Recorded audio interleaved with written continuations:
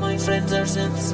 You might not have seen my endless other videos talking about this, but I have got a new album coming out on vinyl, CD and digital in February of 2026. Believe it or not, despite somehow ending up with a YouTube channel, I don't really love banging on about myself or my creations.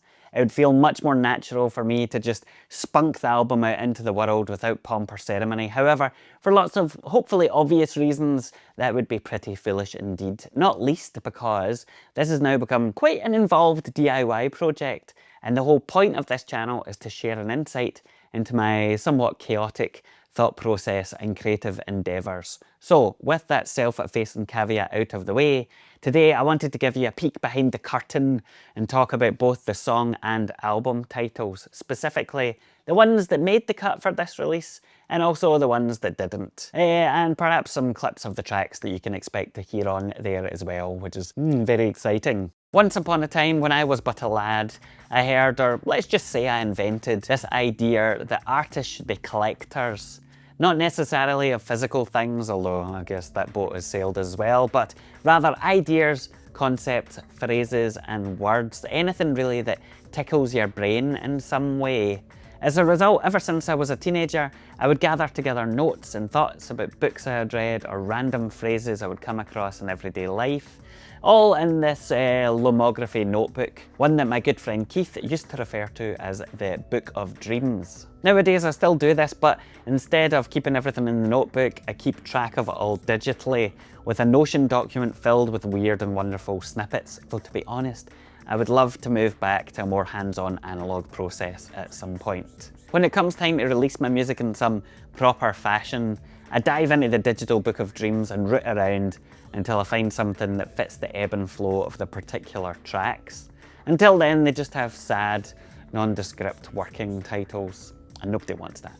Now, the tracks in this particular album have gotten their names from a mixture of different sources. Some of them are quite clearly directly taken from the key vocal sample or hook.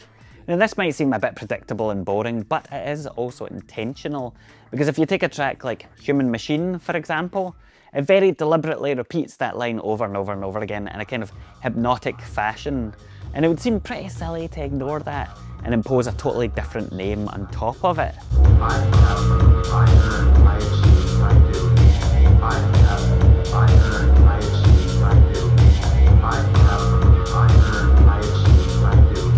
I think at times the risk is that you can get a bit too clever and miss what is really memorable and unique for people about a particular track. And there are plenty of examples out there where the actual name of a song isn't what folks know it by. Good Riddance, aka Time of Your Life by Green Day comes to mind. Other tracks in this album were inspired by things that friends have said during moments of especially intense shared experiences. The kind of casual but inadvertently poetic phrases that they utter without thinking about it, which then become imbued with deeper meaning than might be immediately obvious. For me, at least. This is obviously a deeply subjective and personal thing, and it is usually where I get most of my song titles, to be honest. But on this album, there's been a fair bit less of that. A notable exception, though, is to be found in a track called Meet at the Glow. The glow in question references a particular meeting point that a group of us would gravitate towards at a recent event, irrespective of how lost we might be physically or spiritually, shall we say. For me, it evoked this kind of warm and familiar, but also strangely unsettling central point. Somewhere that you felt simultaneously exposed and vulnerable, but also safe and comforted. That whole idea and the juxtaposition therein really captured my imagination, and so it now lives on forever in my album, or on my album. Interestingly enough, most of the titles in this release came together pretty quickly and naturally, but Meet at the Glow was a notable exception. I think I tried out a few variations, including Embrace the Glow, which sounded a bit too obvious, or Meet at the Flat, which was another evocative collective gathering point, but in the end, none of them were really anywhere near as good. At least I don't think so, anyway. The other track title, which I think is worth calling out specifically, is Speaking in Cursive. I'm not sure where that phrase originally came from.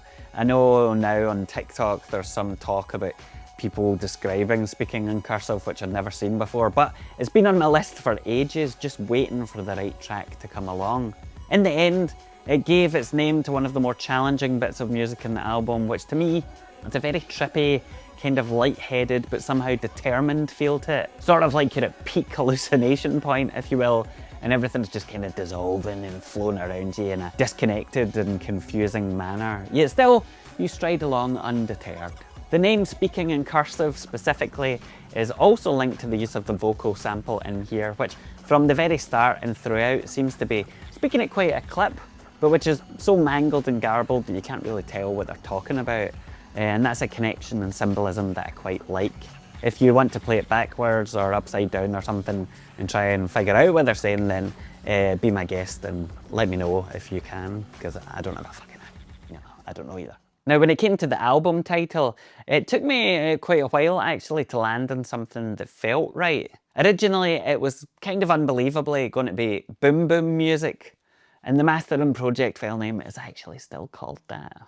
This was a phrase that I'd heard used as a kind of half-derogatory description of more repetitive dance tunes, and I kind of liked the idea of claiming or reclaiming that in a way. However, as time went on, it became very clear that it just did not fit the tone and style or the flow of the tracks at all, and I'm very glad that I ditched it in the end. The other title that I was playing about with, and I might still use at some point, so don't fucking steal it or I'll come and find you, is Trust the Process. This is a phrase that has cropped up a lot for me over the past year or so, connected with the idea that sometimes you just need to let go of whatever doubts and uncertainties or feeling of resistance that you've got in a particular moment, and understand that all of that is part of a larger voyage, which ultimately, hopefully, takes you to a better, or I guess more deeply satisfying place. In many ways, this is kind of a reminder to just get over yourself, your insecurities, fears and doubts, because otherwise you'll just be stuck in the same place, or you'll get dragged along kicking and screaming. That all worked out pretty well with the overall narrative and the arc of the album as a kind of psychedelic journey, but ultimately it perhaps felt a bit too on the nose, and after getting the input of some of my close creative confidants, I went instead with the final title, which is Pick and Dry. In some ways, this has got a very clear and literal meaning or interpretation, specifically around picking and drying certain psychoactive substances. However, I think it's also much deeper than that.